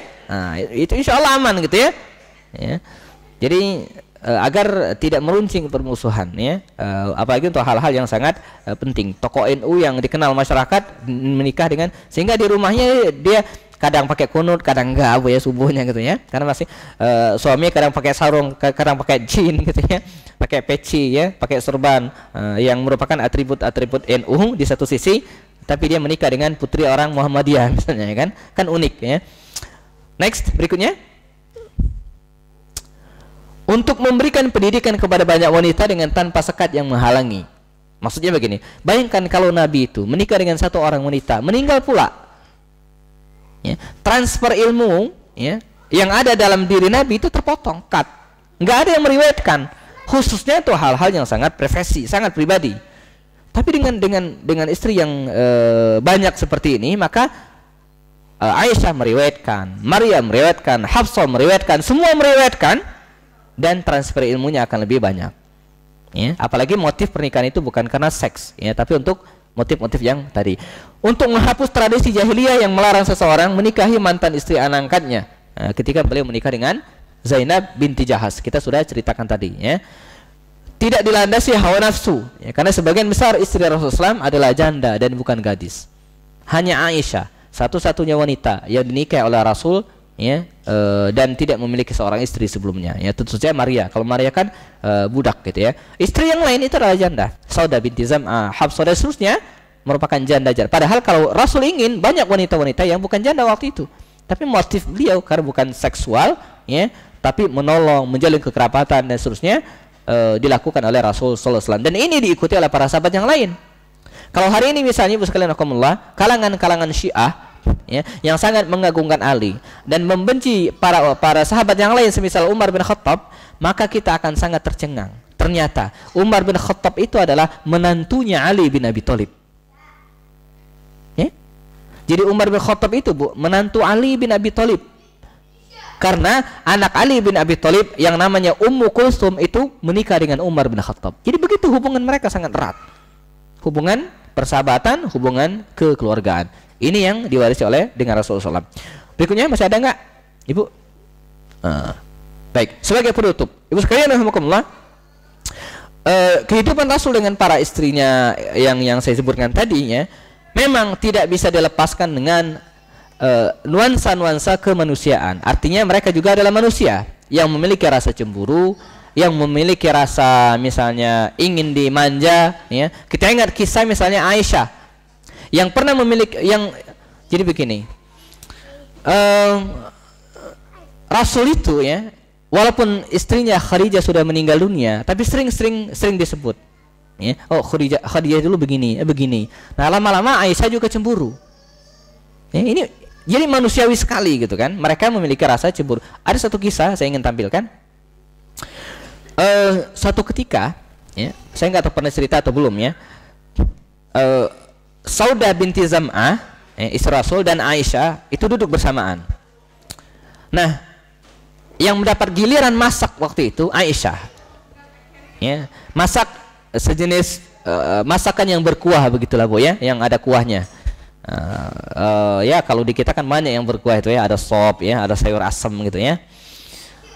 Nah, setelah selesai masak, ya, dimasukkanlah ke mangkok. Satu mangkok diberikan kepada Rasulullah, satu mangkok lagi diberikan kepada Saudah binti Zam'ah, istri Rasul yang lain. Ya, Rasul segera menyantap masakan Aisyah ini, tapi Saudah tidak mau. Enggak mau, kata Saudah. Kata Aisyah, ayo makan. Enggak mau, kata Saudah. 3 kali ditawarkan dan 3 kali juga ditolak. Kesel Aisyah, diambil semacam sendok begitulah, kalau zaman dulu, ya, diambil sendok, diambil kuahnya, dicipratkan ke mukanya Saudah. Rasul melihat hal itu tersenyum. Ya, beliau tersenyum. Nah, apa yang beliau lakukan? Kata Rasul kepada Saudah, ya Saudah, balas, katanya. Maka, ya, di penghujung sore yang cerah itu begitu kalau dalam cerita gitu, ya, terjadilah konflik kecil dalam kehidupan Rasul, ya. Kedua istrinya saling mencipratkan kuah tuh, itu terus berlangsung, ya, dengan diselingi tawa Rasul sallallahu alaihi wasallam, senyuman Rasul sallallahu alaihi wasallam, ya, terus berlangsung sampai dari kejauhan kelihatan Umar bin Khattab datang kepada mereka, ke arah mereka. Kata Rasul, "Shh, ada Umar." Keduanya berhenti, masuk ke belakang cuci muka, urusan beres. Ya, jadi pernik-pernik kehidupan Rasul yang sedemikian rupa, ibu-ibu dan syukurlah, ya, beliau adalah manusiawi, tapi manusiawi yang bisa kita contoh. Ya, dalam buku ini juga saya sebutkan di antara trik, nanti kasih tahu Bapak, ya, suaminya, ya, di antara trik, ya, cara Rasul sallallahu alaihi wasallam meredam emosi istrinya, ya, ini saya buka halaman 251. Walaupun nggak dibuka saya hafal, tapi biar otentik, Bu, ya. Di antara cara Rasul SAW meredam, ya, meredam emosi atau marah istrinya adalah, ya, beliau selalu, nah di sini disebutkan, saya bacakan hadisnya. Ya, Rasul SAW, ya, biasa memegang hidung istrinya. Jadi kalau Aisyah itu marah, dipegang hidungnya, Bu. Itu nggak jadi marah gitu, ya. Jadi hal yang sangat sederhana yang kemudian manusiawi di satu sisi, ya, tapi pada sisi yang lain kita mendapatkan teladan yang luar biasa. Nabi juga pernah lomba lari dengan Aisyah, ya. Jadi di awal Aisyah yang menang, ya. Beberapa tahun kemudian lomba lagi, Aisyah kalah gitu, ya. Nah, ini menunjukkan badan Rasul, tubuh Rasul itu masih kuat, dan sebaliknya Aisyah lama-lama gendut gitu, ya. Jadi kalah dia lomba lari dengan Rasul sallallahu alaihi wasallam, ya. Banyak contoh-contoh lain, misalnya ya, Rasul, ya, biasa memanggil istrinya, terutama dengan Aisyah itu dengan panggilan ya Humairah, ya, wahai yang kemerah-merahan kedua pipinya atau pipinya, ya. Jadi panggilan romantis. Maka Rasul itu, ibu sekalian, kemarin sudah saya jelaskan barangkali, dia bisa dan istrinya juga bisa membedakan kondisi pasangannya, apakah sedang marah atau tidak, ya. Aisyah itu kalau dia sedang marah, dia memanggil tidak dengan ya Rasulullah, ya Muhammad. Ya, tapi kalau mungkin di sini juga begitu ya. Jadi kalau lagi enggak ya kalau lagi enggak marah ya manggilnya sayang gitu ya. Giliran marah apa panggilannya, Bu ya? Saya di sini ada 26 hadis ya, saya kutip ya.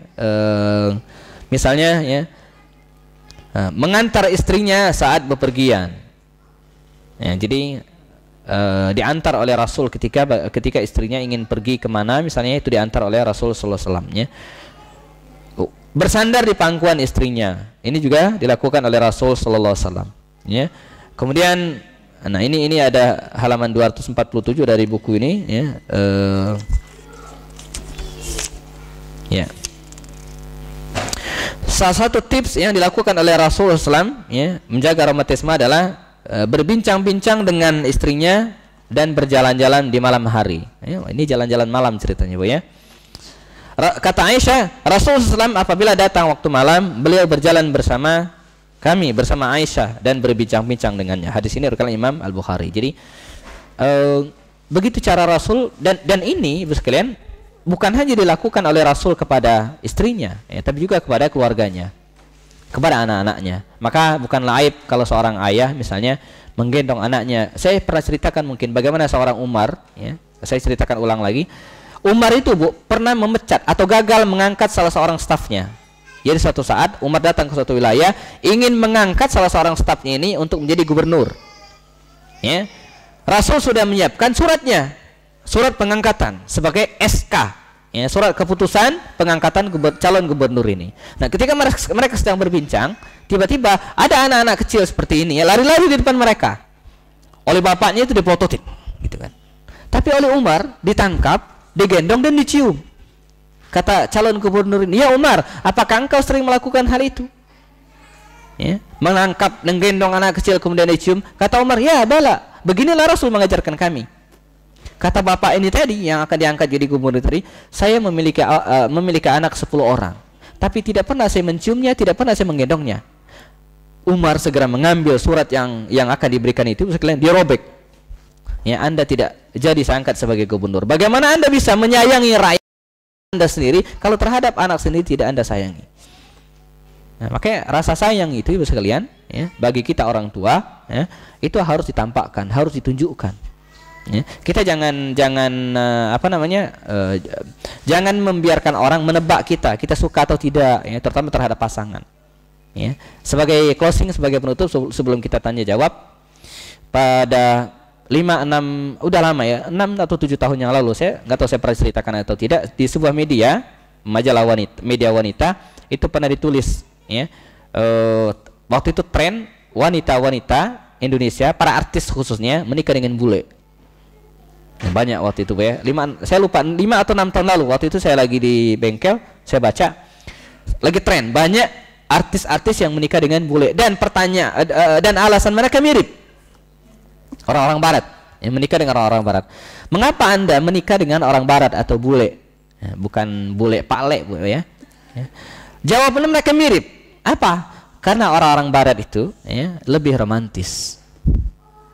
Ya, lebih romantis. Bisa jadi benar. Sehari mereka bisa mengucapkan I love you itu 5 kali gitu ya. Kita nanti evaluasi saya di rumah gitu ya. Nah, Bu Arin atau Bu Ninil ya. Selama menikah berapa kali Bapak mengucapkan I love you gitu ya. Ya.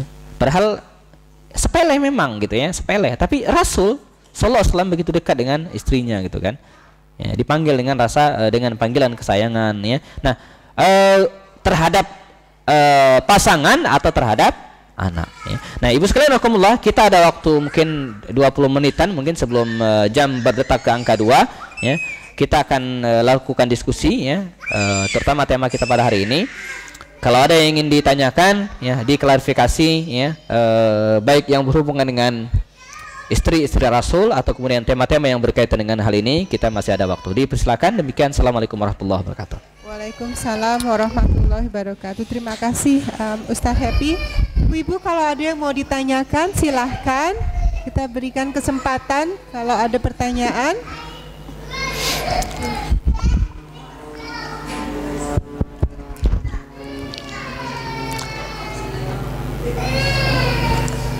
Assalamualaikum. Assalamualaikum warahmatullahi wabarakatuh. Waalaikumsalam warahmatullahi wabarakatuh. Terima kasih Ustadz mengenai tausiahnya hari ini begitu mengena pada kami. Ada beberapa pertanyaan yang ingin saya tanyakan. Yang pertama adalah mengapa kisah mengenai salah satu istri Rasul yang bernama Maria Al-Qibtiyah ini tidak atau kurang menggema di antara kami ya. Maksudnya yang paling sering kita bicarakan adalah Khadijah atau Aisyah. Padahal Rasulullah sendiri mendapatkan keturunan dari beliau gitu. Kenapa? Kemudian yang kedua berkaitan dengan ta'adud atau poligami yang sempat Ustadz jelaskan di awal itu, apakah itu termasuk takdir bila itu terjadi di antara para ummahat yang ada? Kemudian yang ketiga, bagaimana bila ta'adud telah terjadi, apakah suami berkewajiban untuk mengenalkan para istri-istrinya, dan bagaimana cara yang baik penuh hikmah untuk hal tersebut? Dan yang terakhir, apakah suami bisa berlaku adil mengenai hati terhadap istri-istrinya? Itu saja, terima kasih. Wah, ini pertanyaannya galak-galak nih ya. Bismillah. Pertama tentang Maria Al-Qibtiyah ya. Mengapa dalam lembaran sejarah kurang begitu mengemuka ya? Ada dua alasan. Pertama, Maria Al-Qibtiyah ini dinikahi oleh Rasulullah SAW belakangan ya, pada tahun ke-7 atau ke-8 Hijriah ya. Jadi praktis 2 tahun sebelum Rasul wafat ya. Jadi kebersamaan Maria Al-Qibtiyah dengan Rasul ini iya ya. Jadi di akhir-akhir ya, karena perjanjian Hudaybiyah ya, lalu Rasul mengirim surat kemudian dikirim, itu kan belakangan. Sementara Aisyah ya, itu dinikahi oleh Rasul, apalagi Khadijah di awal sekali, istri pertama Rasul SAW yang 25 tahun membersamai Rasul SAW. Nah, Aisyah itu dinikahi oleh Rasul sebelum hijrah ya, sebelum hijrah. Masa hijrah ke Rasul wafat saja itu berlangsung selama 10 tahun, jadi yang sangat panjang. Ditambah lagi dengan kebersamaan Aisyah dengan Rasul SAW itu selalu atau sangat intens ya, kebersamaan Rasul dengan Aisyah. Ini alasan yang pertama. Kemudian yang kedua juga ya, dari sekian banyak para sahabat ya dan sahabiat ya, memang ada yang intens meriwayatkan hadis, ada yang tidak. Begitu juga dengan istri Rasul SAW. Nah, Aisyah ini kan begini, mungkin orang kan masing-masing punya guru sama-sama istri Rasul, tapi kan tidak semua jadi ngajar kan, tidak semua menyampaikan ya. Nah, Aisyah ini termasuk memiliki banyak murid ya, dari era tabi'in ya, dia sering didatangi oleh orang menyampaikan hadis Rasul ya, menyampaikan perilaku Rasul ya. Kemudian dia ketika orang ngumpul dia kemudian menyampaikan. Nah, jadi beda gitu ya. Sementara Maria itu tidak. Ya, Maria tidak ya. Mungkin juga status bangsa Arab waktu itu yang kalau kemudian kita lihat sangat berbeda. Maria ini orang lain dari Mesir, tidak dikenal sebelumnya, budak sebelumnya. Sementara Aisyah itu putri Abu Bakar As-Siddiq, terhormat sangat, ummul mukminin yang sangat-sangat luar biasa ya. Nah, mungkin dua alasan ini yang menyebabkan mengapa dalam bentangan sejarah kiprah Maria Al-Qibtiyah itu tidak terlalu banyak dicatat, karena kebersamaan dengan Rasul itu hanya beberapa tahun, mungkin 2 tahunan, mungkin ya 2 tahun setengah mungkin ya. Sementara Aisyah itu 10 tahun ya, menikah dengan sebelumnya dia bersama dengan Rasul ketika dia masih kecil juga. Nah, itu yang pertama. Yang kedua, apa tadi Bu? Tentang ta'adud ya. Begini, hukum asal menikah lagi bagi laki-laki itu hukumnya sah, boleh ya, ada syariatnya ya. Apakah ini takdir atau tidak? Kalau bicara takdir, semua yang terjadi di muka bumi ini adalah takdir. Hadirnya saya di sini juga takdir gitu ya. Begitu yang kita fahami dan itu bagian dari rukun iman ya. Masalahnya adalah dalam rukun iman ya, ada qada, ada qadar ya. Nah, takdir itu sekalian ketentuan Allah Subhanahu wa taala ya, yang tidak bisa diganggu-gugat, tapi kita tidak tahu. Ya, semua yang terjadi adalah semua takdir ya, sudah ditetapkan di Lauhul Mahfuz. Tapi karena kita tidak tahu, maka kita boleh berusaha. Nah, karena seorang muslimnya dia harus berusaha dulu, tapi kalau terjadi maka dia harus mengakui itulah takdir Allah Subhanahu wa taala. Ya. Walaupun dalam bentangan atau menuju takdir ini ya ada disebut dengan sunnatullah. Ya, sunnatullah itu misalnya api itu panas. Ya, itu sunnatullah. Orang belajar rajin lulus. Kerja keras pinter, kerja keras kaya. Itu sunnatullah. Siapapun, walaupun dia nggak pernah sholat, kalau rajin kerja keras, dia kan kaya juga. Ya. Ngisi ujian nggak doa gitu kan, nggak berdoa, tapi malamnya belajar justru lulus. Ada orang rajin sholat, puasa, nggak pernah belajar, ya nggak lulus gitu kan. Ini sunnatullah. Ya. Nah, jadi namun di atas semua sunnatullah itu ada yang disebut dengan takdir akhir dari segala pekerjaan. Ya, ending itu namanya takdir. Ya, makanya ketika seseorang, maaf misalnya, suami yang menikah lagi, itu takdir. Ya, nah tinggal bagaimana kita menyikapi takdir itu. Ya, ada orang yang menyikapi takdir ketika dia tidak memiliki keimanannya maksimal. Misalnya ada orang yang sudah rajin kerja keras belajar, nggak lulus juga. Nah, di sini kemudian kita melihat harus menyikapi takdir itu dengan cara-cara yang bijak. Ya, jadi kalau misalnya kalau ditanyakan apakah ketika suami menikah lagi takdir, iya itu merupakan takdir ilahi, takdir Allah Subhanahu wa taala. Nah, bagaimana kita menyikapinya ya? Dan satu poin yang saya ingin sampaikan ketika bicara tentang takdir ini adalah takdir itu bagaimana kita menyikapi, dan pada saat yang sama juga adalah mengukur ya kadar kemampuan kita mengendalikan diri. Makanya ada sebuah peristiwa, tapi bagaimana orang menyikapinya itu beda-beda. Nah, yang dinilai oleh Allah Subhanahu wa taala itulah sikap kita menyikapi takdir itu. Misal, maaf, ada orang dilanda musibah misalnya kan. Kan orang macam-macam, ada orang stres, ya. Nah, pahala kita berpahala atau tidak, bagaimana kita menyikapi takdir itu? Bagaimana kita menyikapi takdir tersebut ya? Itu yang dihitung oleh Allah Subhanahu wa taala ya. Dan yang ketiga apa tadi, Bu? Ya, adil. Oh, mau mengenalkan ya? Mengenalkan tidak ya? Saya begini, saya bicara hukum asal dulu, Bu ya. Secara asal, ketika seorang suami menikah lagi, itu tidak wajib memperkenalkan istrinya, tidak wajib juga minta izin kepada istrinya. Saya garis bawahi, tidak wajib minta izin kepada istrinya. Kalau di Indonesia masih ada PP 10 wajib minta istri, dan ada tertangan di atas materi dirinya dan atasannya juga gitu kan. Tapi dalam Islam tidak ya, tidak ada kewajiban. Tapi satu hal yang harus diangkat adalah puncak dari semua itu adalah adil ya. Adil itu lawannya zalim.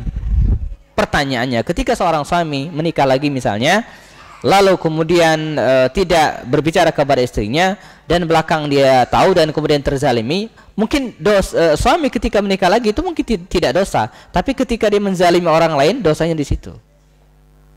Ya, jadi dosanya itu bukan dia menikah lagi karena sah secara syariat, tapi dosanya adalah ketika dia melakukan suatu kezaliman. Karena yang dituntut sangat dari pernikahan itu adalah keadilan. Ya, walaupun adil tidak mesti sama gitu kan. Adil itu tidak mesti sama. Nah,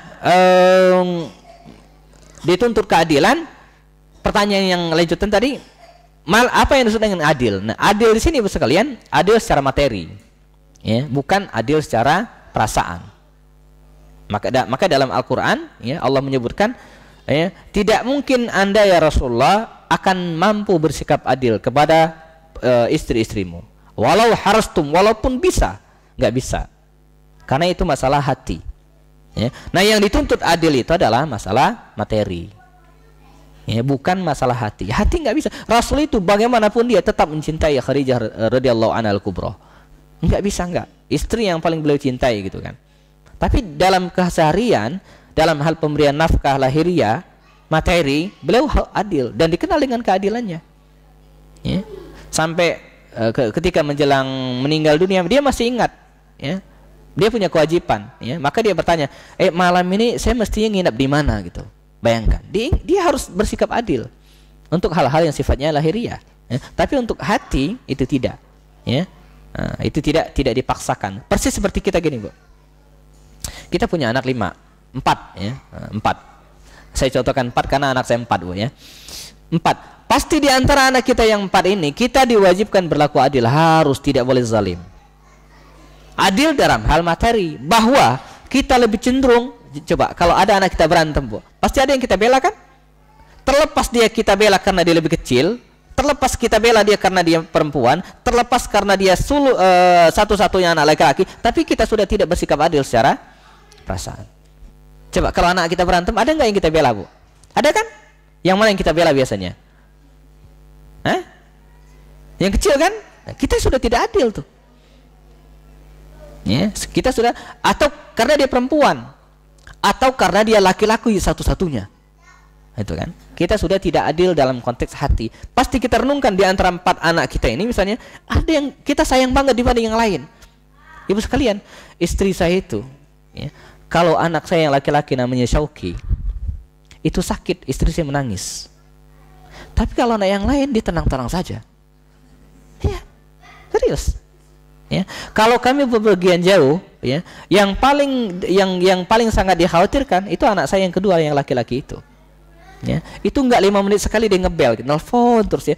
Umi, Abi kapan pulang? Saya kemarin yang ditanya, padahal udah jelas jawaban saya, tanggal 6 saya pulang. Masih nanya aja, kapan pulangnya gitu kan? Jadi lain, sehingga perhatian kita juga kadang berbeda. Ya. Panas sedikit yang anak saya yang Syauki itu laki-laki itu, istri saya nangis gitu kan, nangis. Tapi yang lain ya sampai 39 derajat, istri tenang-tenang saja gitu kan, nggak masalah. Dalam keluarga saya juga begitu. Saya sempat protes ke bapak saya. Ya, saya dari kecil kan dari SMP saya merantau. Ya, saya SMP merantau, kelas 2 merantau, terus saya sampai sekarang pulang sesekali dan seterusnya. Ya. Ketika saya akan pulang, ketika suatu saya pulang, saya jemput adik saya yang nomor 3, laki-laki. Saya ajak merantau juga ya ke Jakarta waktu itu. Saya masih tinggal di Jakarta. Ya, karena tamat SMA, pengangguran, saya ajak saja ke Jakarta. Ketika akan berangkat, bapak saya nangis. Saya protes, Pak, saya bilang kan, saya puluhan kali berangkat dari rumah bapak tidak pernah menangis. Ini giliran adik saya yang ini bapak menangis. Dan dia nggak bisa jawab gitu ya. Saya tidak bisa pungkiri, mungkin dia lebih sayang ke yang dalam konteks hati gitu kan, bukan dalam hal materi. Kita evaluasi ya, pasti gitu ya. Anak-anak kita Bu Arin misalnya punya anak 3, yang mana ya? Kita menyayangi masing-masing anak kita itu ya, pasti ada alasan. Oh, dia kan lebih kecil, iya ya. Oh, dia kan anak tertua ya, harus mengalah terus ya. Jadi dalam hal konteks hati ya, itu adalah dan kita Ibu sekalian dihukum oleh Allah SWT seseorang itu bukan ke hatinya ya. Kenapa ditangkap ya? Dia kenapa ditangkap? Dia pengen mencuri. Seseorang itu ditangkap bukan karena pengen mencuri, karena dia mencuri. Seorang hakim memutuskan perkara, si fulan ini bersalah masuk penjara. Apa alasan Anda menangkap dia lalu kemudian menjebloskannya dalam penjara? Perasaan saya dia yang salah, nggak bisa. Ya, memutuskan perkara karena perasaan. Perasaan saya dia ada yang salah, enggak ya, harus ada bukti. Maka dalam kalangan usul fikih disebutkan nahkumu bil zawahir, menghukum sesuatu dengan zahir. Ya. Syuraih qadhi, seorang qadhi di masa Ali bin Abi Thalib itu pernah memberikan memutuskan perkara mengalahkan Ali, walaupun perasaan hatinya Ali itu benar. Jadi suatu saat dalam suatu peperangan, perang Siffin kalau tidak salah, Ali kehilangan baju besinya, Ali bin Abi Thalib. Tiba-tiba dia menemukan baju besinya ada pada seorang Yahudi. Maka diadukanlah ke seorang hakim. Diangkat ke hakim. Ya, kata Ali bin Abi Thalib sebagai khalifah, ya hakim, ya, ini baju saya diambil oleh orang Yahudi ini. Tapi kata orang Yahudi, enggak, ini baju saya. Oke, kata hakim, Anda sebagai penuntut, ya khalifah, tolong datangkan bukti. Apa buktinya? Harus ada 2 saksi. Maka didatangkanlah 2 saksi. Satu orang anaknya, satu orang pembantunya. Kata qadhi ini, ya, pembantu oke bisa jadi saksi. Tapi kalau anak enggak bisa, karena pasti berpihak kepada bapaknya. Karena itu engkau harus mendatangkan 1 saksi lagi. Saya nggak punya, kata Ali. Sudah, kalau begitu Anda Yahudi menang, sementara Ali kalah. Walaupun hakimnya secara perasaan mengatakan Ali yang benar, nggak mungkin Ali bohong. Tapi karena Ali tidak ada bukti, harus fakta yang berbicara. Nah, jadi Islam demikian. Makanya keadilan kita terhadap anak ataupun siapapun ya, itu materi. Ya, dan saya garis bawahi, adil itu bukan berarti sama. Kita punya anak 4 ya. Apakah adil kalau kita misalnya masing-masing anak kita berikan uang jajan masing-masing 50.000 ya, sehari? yang SMP yang kuliah 50.000, yang kelas 3 SMA 50.000, yang baru masuk TK 50.000 ya, yang belum sekolah 50.000. Adil tidak. Ya, jadi adil itu tidak mesti sama. Adil itu adalah wad'u syai'i fi mahalli, meletakkan sesuatu pada tempatnya. Tidak mentang-mentang ya, karena sepatu saya 200.000, sepatu saya di luar itu Bu harganya 200.000, tapi diskon 50%. Ya. Peci saya ini paling berapa? Ya, saya nggak tahu juga, ini dikasih orang sih ya. Anggap saja 10.000. Jangan mentang-mentang sepatu mahal kita taruh di kepala. Peci murah taruh kaki, itu zalim. Ya, mengapa? Karena tidak meletakkan sesuatu pada tempatnya. Peci walaupun murah itu di kepala. Ya. Sepatu kalau meskipun mahal di kaki, karena itulah tempatnya. Ya. Jadi ini makna definisi adil yang sebenarnya. Ya. Dan lawan adil itu adalah zalim. Ya. Ketika seseorang meletakkan sesuatu bukan pada tempatnya. Orang tiba-tiba orang jalan, dipukul, zalim. Ya kan? Tapi makanya ketika kita melihat sesuatu tidak bisa diputuskan sendiri ya. Misalnya ketika kita melihat orang memukul, tidak bisa diputuskan dia yang salah, enggak. Jangan-jangan sebelumnya dimukul sehingga dipukul juga. Jadi harus dilihat konteksnya. Yang lagi ramai di Indonesia hari ini tentang kasus FPI gitu ya, Front Pembela Islam yang kasus di Kendal yang dia berantem dengan preman. Banyak orang menyalahkan FPI. Padahal ya, mereka tidak tahu masalah sebenarnya apa gitu kan. Nah, ini kita bersikap adil. Begitu ya. Ada yang tersisa? Cukup ya. Silakan, ada 7 menit lagi sebelum saya serahkan ke moderator.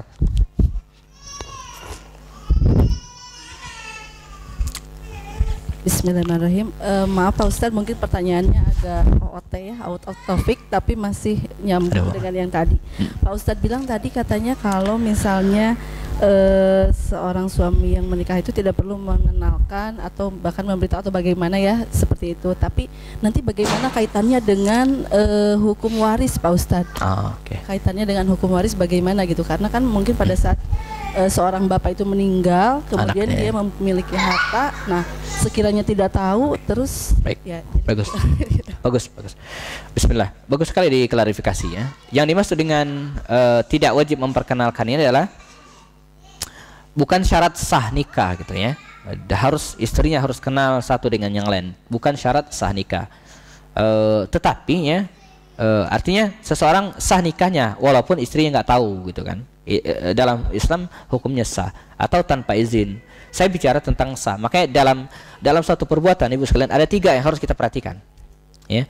Yang pertama, dan ini sangat penting, sah dan tidak sah. Oke ya. Sah dan tidak sah. Jangan sampai kita melakukan sesuatu yang tidak sah, haram. Yang kedua, legal dan tidak legal. Yang ketiga, patut dan tidak patut.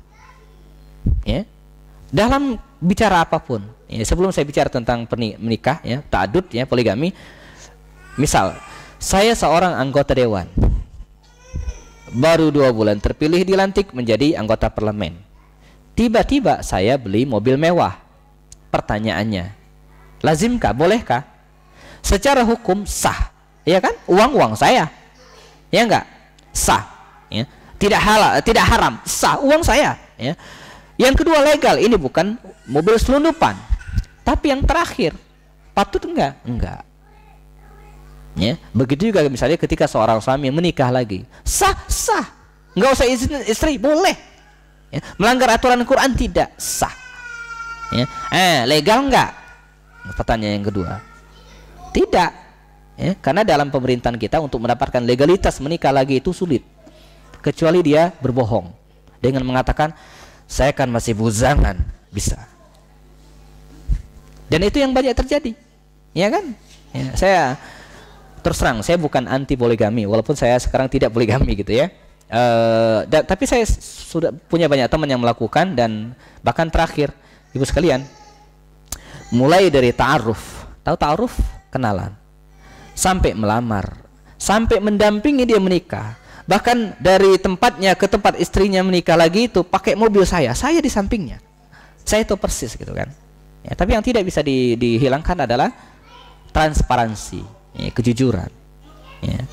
Nggak ada hambatan apa-apa, kok lancar-lancar saja. Saya lihat KTP-nya belum menikah. Jadi dua-dua dia ini oke, ya, ada aktenya, ini juga ada aktenya gitu kan.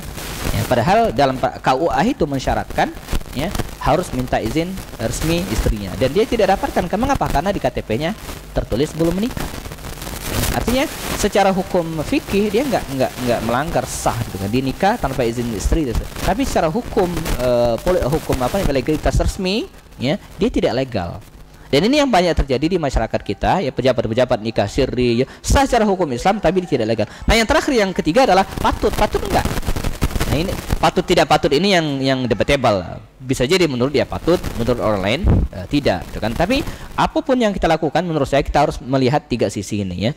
Halal dan tidak halal, sah dan tidak sah, legal dan tidak legal ya. Beli mobil hasil curian, pakai uang sendiri sah, legal tidak ya. Tidak dibayar pajaknya kan nggak legal. Yang ketiga patut dan tidak patut. Patutkah dia melakukan hal itu? Ya. Al-Mukarram yang kita hormati ya, Abdullah Gimnastiar yang pernah kemari, dia sudah melewati 2 tahapan. Sah ya, resmi oke, izin istri oke, tapi dia dianggap tidak patut. Itu saja ya kan. Dia nikah izin istri, ada akte nikah, iya benar ya, dia pernah kemari kan ya, oke gitu kan. Nah, cuman poin terakhir saja ya, dia dianggap tidak patut ya. Yang paling ribut itu adalah ibu-ibu kan, dia khawatirkan ini menjadi teladan bagi bapak-bapak. Itu saja sebenarnya gitu ya, karena waktu itu Agim sedang puncak-puncak karir ya, puncak popularitasnya. Kalau orang-orang biasa sih mungkin nggak akan ribut. Saya ingat dalam satu peristiwa Agim itu sampai menangis di depan ibu-ibu ya, salah saya apa gitu ya. Salahnya dia menikah lagi, udah jelas kok nanya ya.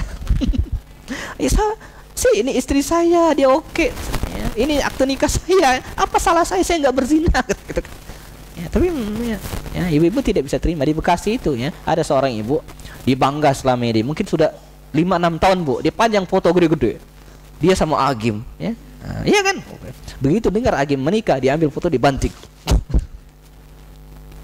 Kita tidak adil kalau begitu ya. Orang yang kita kita panutin selama ini dan seterusnya ya, ketika dia melakukan satu kesalahan, kita anggap satu kesalahan padahal bukan ya, kita sudah menghabisnya ya, menghakiminya dengan senista-nistanya gitu kan ya. Kita tidak melihat sisi lain ya dari kehidupan beliau ya.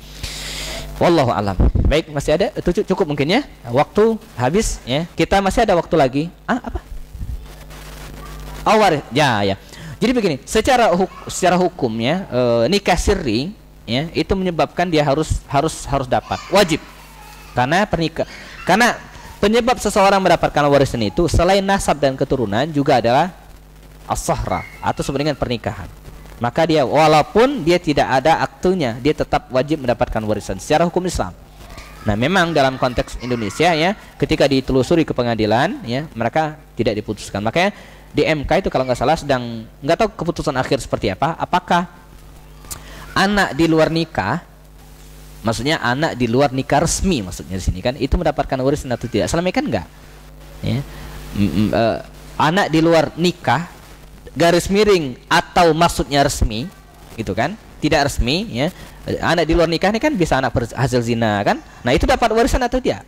Atau anak di luar nikah ini maksudnya anak di luar nikah resmi, dia nikah tapi nggak resmi. Nah, apakah dapat warisan atau tidak? Itu sedang digodok dan sedang diperjuangkan oleh kalangan teman-teman NU terutama ya, untuk ya, bahwa dia juga dapat secara legal hukum, walaupun dia dalam aktunya nggak ada dia nikah, tapi terbukti secara DNA itu anaknya, maka dia mendapatkan warisan. Begitu juga dengan kalau anaknya dapat ya, masa orang ada anak nggak ada emaknya kan, emaknya pasti dapat juga ya. Nah, makanya dalam Islam kembali sunnah menikah itu adalah harus diumumkan. Aulim walau bisya, umumkan, lakukanlah walimah walaupun sekedar menyembelih seekor kambing gitu ya. Maka di era sahabat Nabi mereka tidak ada yang nikah secara diam-diam ya, dilakukan secara transparan dan semua orang tahu gitu kan. Dan mestinya begitu. Mengapa mereka melakukan secara diam-diam? Karena kondisi negara kita tidak memungkinkan ya. Mestinya kan itu kan urusan pribadi gitu kan. Kita sering keliru, negara menghindari turut campur urusan pribadi, urusan nikah dicampur turut serta ya. Jadi kadang juga tidak adil ya. Maka sering sampaikan ke teman-teman, ada yang nikah lagi, itu urusan dia, nggak usah itu urusan dia gitu kan. Istri orang kok diurusin gitu kan, urusi istri sendiri saja lah gitu kan. Jadi nggak usah diajak ribut dan seterusnya. Itu urusan keluarga dia. Kita tidak tahu di balik pernikahan dia yang kedua ketiga itu, kita nggak tahu ya, masalahnya apa, dan kita tidak perlu tahu kecuali dia minta bantuan kepada kita untuk menyelesaikan. Kalau enggak, si fulan nikah lagi, biarin aja gitu kan, nggak usah ribut, ya, itu urusan dia, masalah privasi, masalah keluarga dia, ya. Kecuali ada yang terzalimi, ya, maka yang salah itu yang kasus terzaliminya itu gitu kan, bukan yang lain, ya. Jadi begitu, ya. Baik, kita masih ada waktu lagi hari Jumat kalau nggak salah, ya. Kita akan ketemu lagi walaupun sudah di-cut, dipotong, ditutup, ya. Kalau ada yang ingin tanyakan, saya masih standby di sini sampai ditunggu oleh Ustaz Jamal, ya. Kalau ada yang ada waktu, ya, tidak harus menjemput anak, bisa kita diskusikan secara non formal insyaallah. Demikian, assalamualaikum warahmatullahi taala wabarakatuh. Assalamualaikum warahmatullahi wabarakatuh. Terima kasih banyak untuk waktunya Ustadz Happy. Masya Allah, saya juga ibu-ibu yang lain belajar banyak, dan saya cuma ada satu komen, insya Allah bapak-bapak dan para pria Indonesia juga pernah